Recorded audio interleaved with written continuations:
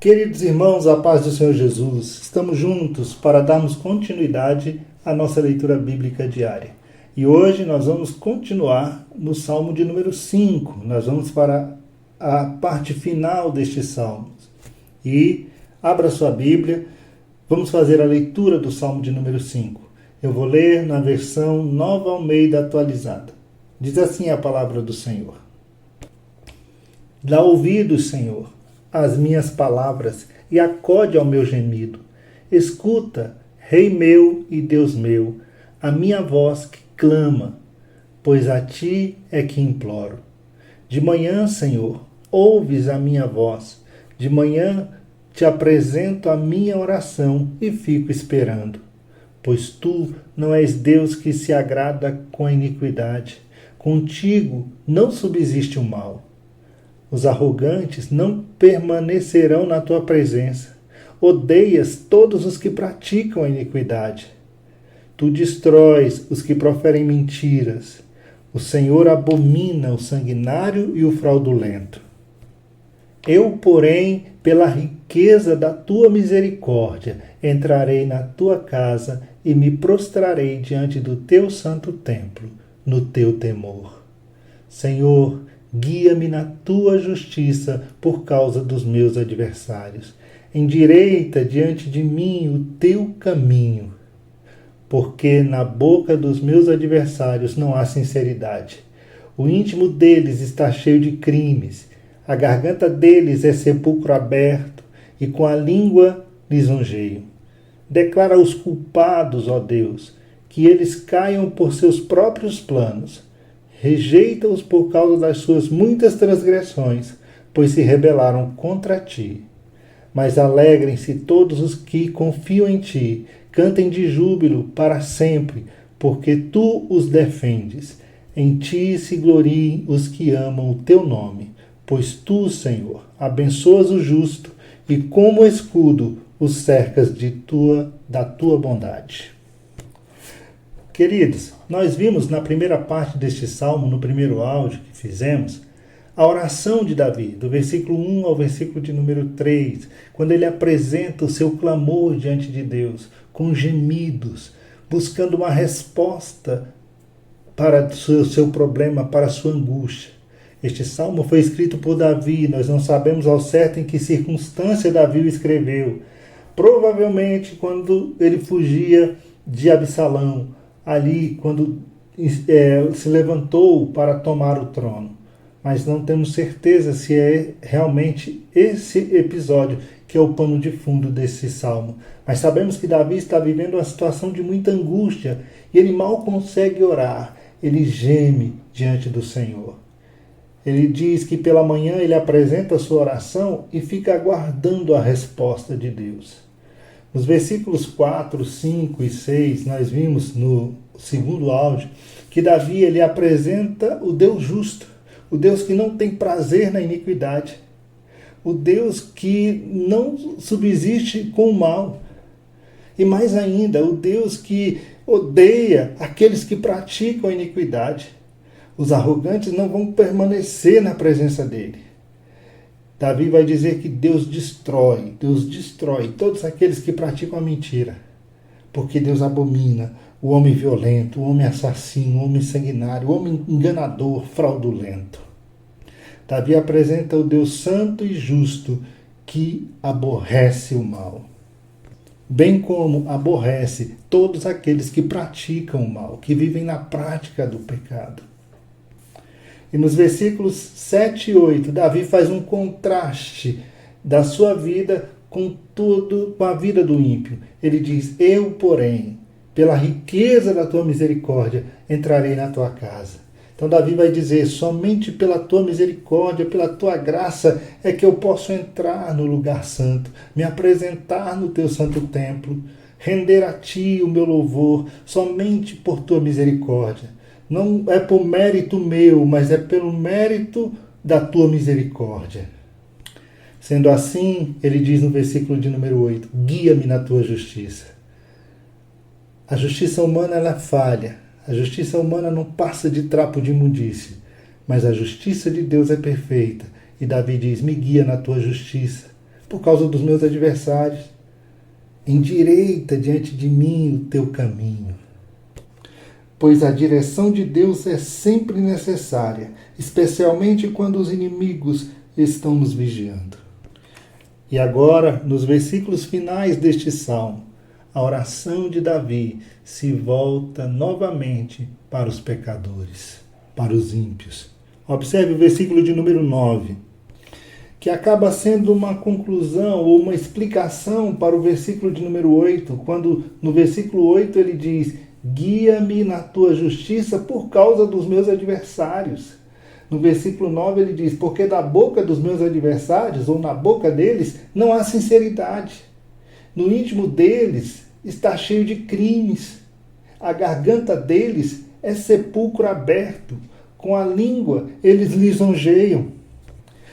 Observe que neste versículo de número 9, Davi faz um diagnóstico da vida do ímpio. Ele descreve o mais íntimo dessas pessoas, bem como o que procede de dentro dessas pessoas. É como se Davi dissesse: olha, o coração dessas pessoas é uma fábrica de crimes. A língua dessas pessoas despeja tudo o que está dentro do coração dessas pessoas. A insinceridade, a lisonja, a mentira, a inveja, todo tipo de sujeira. Davi se refere à boca do ímpio como um sepulcro aberto, um lugar podre, fétido, de onde emana odor, mau cheiro. O apóstolo Paulo, em Romanos capítulo 3, versículo 13, ele vai fazer uso deste mesmo versículo, exatamente para demonstrar a condição do pecador não regenerado. Derek Kidner vai dizer que os sanguinários e fraudulentos que Davi descreveu lá no versículo 6, agora são desmascarados aqui no versículo 9. Isso nos faz lembrar o Senhor Jesus, que diz assim, lá em Mateus capítulo 20, capítulo 7, versículo 20 a 23. Jesus diz: o que sai do homem, isso contamina o homem, porque o que sai do homem sai do interior do seu coração.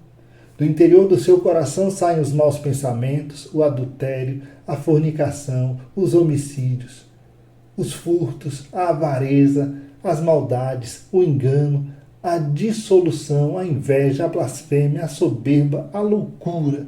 Todos estes males procedem de dentro e contaminam o homem. Foi o próprio Senhor Jesus quem disse isso. E como se não bastasse, em Mateus capítulo 12, versículo 34, Jesus diz assim: a boca fala do que está cheio o coração. Por isso que Davi diz que a boca dos seus adversários é como um sepulcro aberto. E no versículo de número 10, a oração de Davi é: declara os culpados, ó Deus, que eles caiam por seus próprios planos, rejeita-os por causa das suas muitas transgressões. Vale ressaltar aqui que Davi, ele aqui não faz um pedido de vingança pessoal. Davi não está pedindo para que eles morram porque estão perseguindo Davi, porque são inimigos de Davi em particular. Mas sim porque eles são inimigos do próprio Deus. É uma oração imprecatória de Davi? É, mas Davi está vindicando aqui a santidade do próprio Deus. Davi diz: rejeita-os por causa das suas muitas transgressões, pois se rebelaram contra ti. Davi diz: a rebelião deles, o pecado deles é contra ti, ó Deus. É evidente que se levantar contra Davi, querer tirar Davi do trono, é também se levantar contra Deus, porque quem colocou Davi no trono foi o próprio Deus. Portanto, insurgir contra Davi naquele momento era insurgir contra o próprio Deus. Portanto, essa oração descreve o julgamento que deveria vir e recair sobre aqueles dentre o povo de Deus que se endureceram, que endureceram o coração para perseguir o justo. Pois prejudicar o justo significa atacar o próprio Deus. Portanto, Aqueles que conspiram contra Davi para lhe tirar a vida ou para usurpar-lhe o trono, está lutando, em última instância, contra o próprio Deus. É como se Davi dissesse: se fossem meus inimigos, eu os perdoaria, mas não posso perdoar os inimigos do Senhor. Warren Wierbes, no seu comentário bíblico expositivo, ao comentar este versículo, ele vai dizer que Davi aqui, ele não ordena que seus oficiais saiam e exterminem os seus inimigos. Pelo contrário, Davi entrega os seus adversários nas mãos de Deus. Observe que durante a trágica batalha na qual Absalão foi morto, o bosque, naquele dia, consumiu mais gente do que a espada. A oração de Davi foi respondida. Ele diz: caiam por seus próprios planos. Mas a derrota desses inimigos não se deve à sua rebelião contra Davi. Seu grande pecado foi terem se rebelado contra Deus. E agora no versículo de número 11, Davi novamente traz um contraste entre a vida de temor do justo e a vida do ímpio que ele acabara de descrever, o fim doloroso do ímpio que ele acabara de descrever no versículo 10. Observe no versículo 11, ele diz assim: mas alegrem-se todos os que confiam em ti, cantem de júbilo para sempre, porque tu os defendes, e em ti se gloriem os que amam o teu nome. Enquanto Davi pede para que Deus declare aqueles que se rebelam contra ele como culpados, que eles caiam nos seus próprios planos, que Deus os rejeite, ele diz que os justos, ou seja, aqueles que temem ao Senhor, que confiam no Senhor, eles se alegram. Eles cantam de júbilo para sempre. O salmista encerra com a expressão da segurança desfrutada por todos os justos. O cântico é uma oração para que aquele que é verdadeiramente justo, em contraste com os que praticam a iniquidade, regozijem-se. Regozijem-se sempre no Senhor e tenham certeza do cuidado e da proteção do Senhor sobre a sua vida. A alegria do povo de Deus, ela não é nem carnal e ela não é mundana. Ela é fruto da confiança que o povo de Deus tem nele.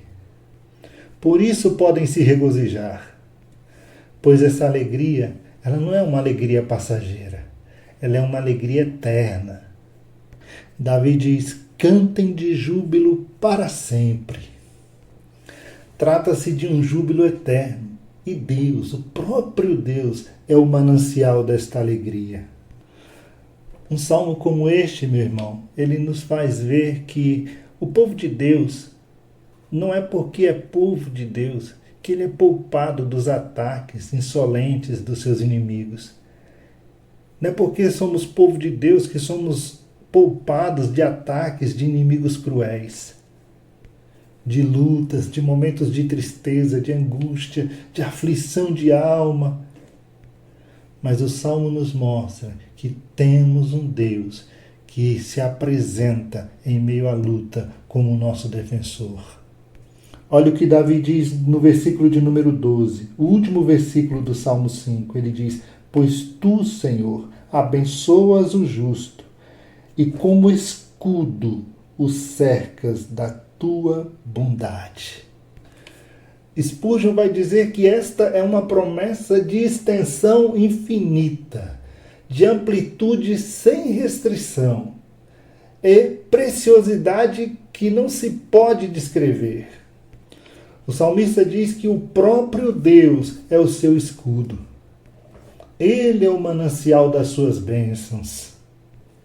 E a bondade do Senhor o cerca do alto da cabeça até a planta dos pés, o protege por inteiro. O escudo aqui não é aquele escudo pequeno, é aquele escudo gigante, do tamanho de uma porta, que protege o soldado no corpo inteiro.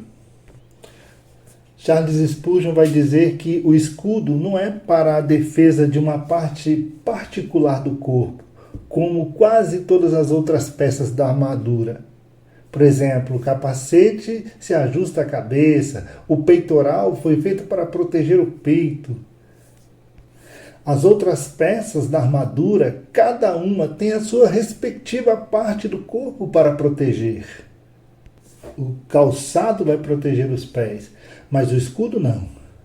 O escudo é uma peça projetada para a defesa do corpo inteiro. Por isso que o apóstolo Paulo, quando ele descreve a armadura, lá no capítulo 6 de Efésios, ele diz, embraçando o escudo da fé. Spurgeon vai dizer que a fé é a armadura sobre a armadura. A graça que guarda todas as outras graças. A confiança no favor do Senhor é uma defesa para a nossa alma. Que salmo maravilhoso, irmãos. Que palavra abençoada. Spurgeon vai dizer que para a nossa felicidade é que Davi foi testado. Ou então, provavelmente, nunca teríamos ouvido esses doces sonetos de fé. Um salmo como este nos faz confiar mais em Deus, buscar o Senhor todos os dias, apresentar diante dele os nossos dias, todas as manhãs, e querer viver uma vida santa, pura, diante de um Deus que é justo e bom. Que possamos confiar na misericórdia do Senhor. Fica na paz do Senhor Jesus. No próximo áudio a gente começa o Salmo de número 6.